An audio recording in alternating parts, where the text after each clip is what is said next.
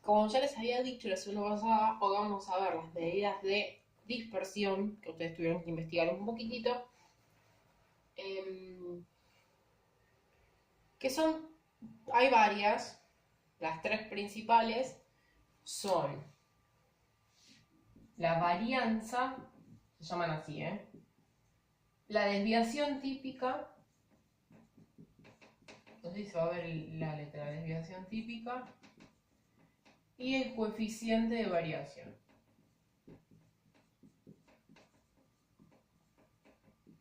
Que esto de que estas tres medidas surgen del hecho de que en este ejercicio, por ejemplo, ese es el primero de los alumnos que les había pasado la semana pasada, las medidas de tendencia central, acuérdense que estas tres se llamaban medidas de tendencia central, o de centralización, no son confiables, que eso es lo que al señor Pandolferi Franco le hizo un poco de ruido.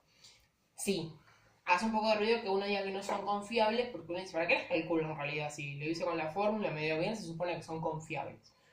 Ese confiables a lo que hace referencia es que no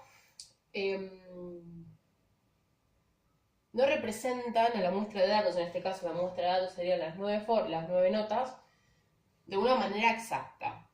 Pero imagínense que ustedes fueron los que sacaron estas notas y les quedó el promedio 8. Entonces van y le dicen a una persona cualquiera, me quedó de promedio en teleinformática 8. Entonces, ¿qué es lo que piensa la otra persona? Que tuvieron dentro de todo un buen desempeño en la materia porque tuvieron un 8. ¿Qué es lo que interpreta el otro? Y se habrá sacado 8, 9, un 7, algo así. Y si yo miro en realidad las notas, tengo notas que son bajas y tengo otras notas que son muy altas. Contrario pasaba con el otro alumno, que tenía estas notas. No sé si estoy poniendo un 8 de más o un 8 de menos, era algo así. Sí, 1, 3, 4, 5, 6, 7, 8, 9. Que tiene notas siempre cercanas a 8. No pasa en este caso. De ahí sale la palabra no confiable. Choca un montón, pero bueno, se dice así. No nos queda otra. Entonces, cuando sucede eso, nosotros a la persona, a ver, este ejemplo que quise dar es, nosotros a la persona le decimos el promedio, no le contamos todas las notas que tuvimos. Entonces uno interpreta que cuando uno le dice un 8, un 9, un 10, es bueno, tuviste un desempeño tal que te sacaste esa nota, o sea, tuviste notas cercanas a ese número. Y la verdad es que acá no sucede. Entonces, como las medidas de tendencia central no son muy representativas de la muestra, es que se recurre a estas medidas que se llaman medidas de dispersión. Ya la palabra me dice que vamos a intentar calcular. Algo disperso es algo que está alejado. Entonces vamos a ver qué tan alejados están esos datos de la media aritmética o del promedio. ¿Sí? Si bien las medidas de tendencia central son 3, las medidas de dispersión se calculan respecto al promedio. Porque de esas 3 medidas de tendencia central, la más importante es el promedio. ¿Sí? Que sería ese X con el cosito arriba. Ahora, ¿cómo calculamos, por ejemplo, la varianza? Siempre se calculan en este orden, porque van a ver que para una necesito la otra. La varianza nosotros la vamos a llamar B. La definición de varianza es la sumatoria de todos los desvíos al cuadrado por la frecuencia que les corresponde dividido el total de datos, que parece un choclo horrible explicado así.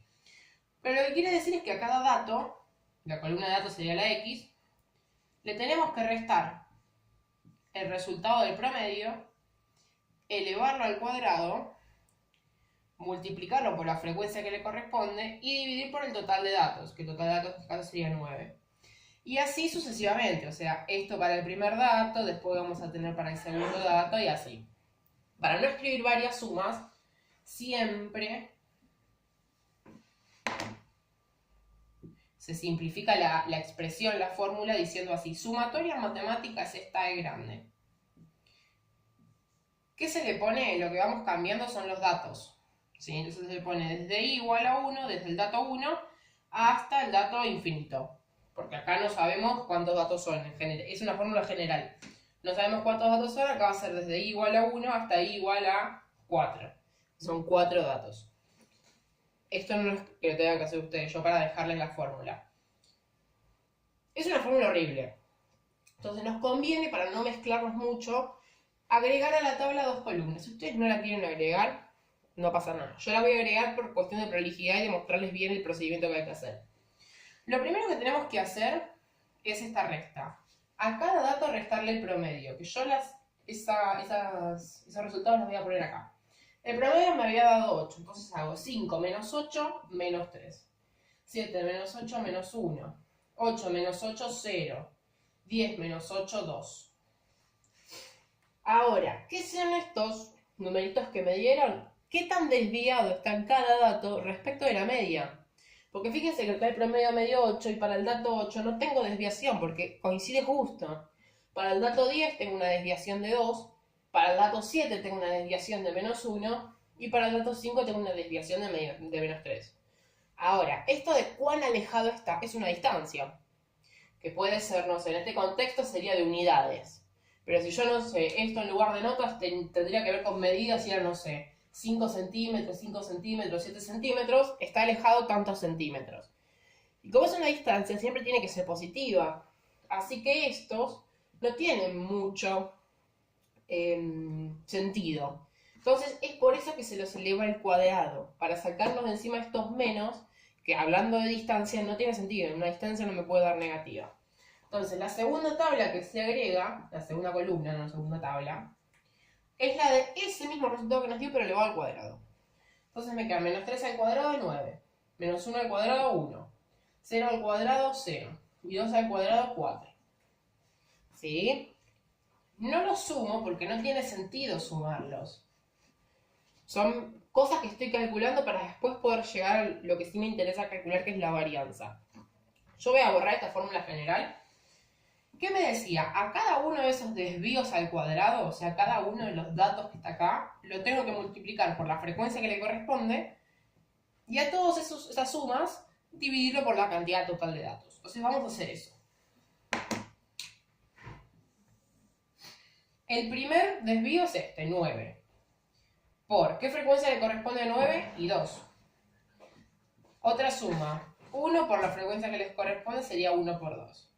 Otra más es 0 por la frecuencia que le corresponde, más el último que es 4 por la frecuencia que le corresponde. Y dividido todo por 9. 9 por 2, 18. 1 por 2, 2. 0 por 1, 0. 4 por 4, 16. Dividido 9. Entonces me queda 20 más 16, 36. Dividido 9, 4. Entonces, la varianza me dio 4. Lo voy a escribir acá al costadito. La varianza me dio 4. Ahora, así sola la varianza no tiene sentido. ¿Sí? Es un dato que se calcula aparte para poder calcular la desviación típica, que es la que más sentido tiene en estos ejercicios. ¿Por qué no tiene sentido la varianza? Acá capaz no se nota mucho, pero imagínense que cambiamos el contexto del problema y en lugar de notas, de calificaciones, es la medida en centímetros de determinada, no sé, de determinado objeto. Entonces, si era medida en centímetros, el dato X se mide en centímetros, ¿estamos de acuerdo? Y el promedio también medía en centímetros, ¿sí? Cuando hice la resta, tengo algo que está en centímetros restando por otra cosa que está en centímetros, el resultado también me va a dar en centímetros. Y ahora cuando va al cuadrado ya no me dan centímetros, me darían en centímetros cuadrados. O sea, si cambiamos el contexto del problema, la varianza me dio 4 centímetros cuadrados. O sea, diría, los datos están alejados del promedio en 4 centímetros cuadrados. No tiene sentido, porque si yo estoy trabajando con la unidad de centímetros, centímetros cuadrados no tienen nada que ver. Porque esto es longitud y esto ya estaríamos hablando de área, no es lo mismo lo que estamos comparando. Entonces, ¿cuál es en realidad la que se usa? La desviación típica, que no es un 6, ¿sí? Es más como una G, es una cosa así. Yo siempre la escribo como un 6 porque lo escribo rápido, pero sería algo así. Esta desviación típica se calcula súper sencillo porque es la raíz cuadrada de la varianza. Entonces, si la varianza me dio 4, el desvío típico o el desvío estándar va a ser 2. O sea que Esto, ojo, lo de centímetros cuadrados es algo que les puse de ejemplo, cambiando el contexto. Pero en este ejercicio no tenemos unidades, pues son calificaciones.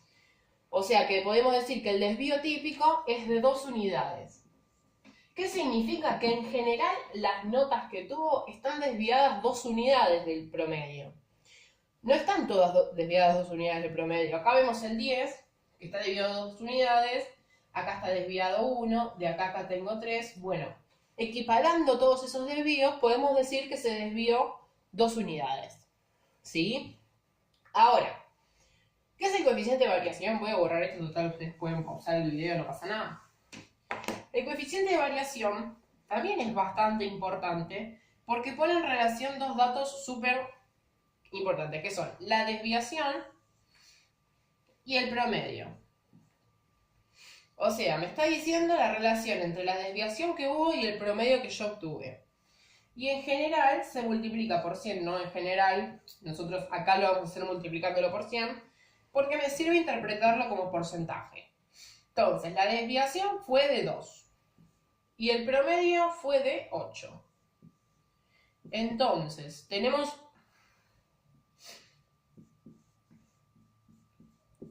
sería un cuarto, que es 0,25, y 0,25 por 100 es un 25%. ¿Cómo interpreto esto? Que el 25% de los datos están desviados. No son un montón, pero tengo un 25% de esa cantidad de datos que tiene alguna desviación respecto al promedio.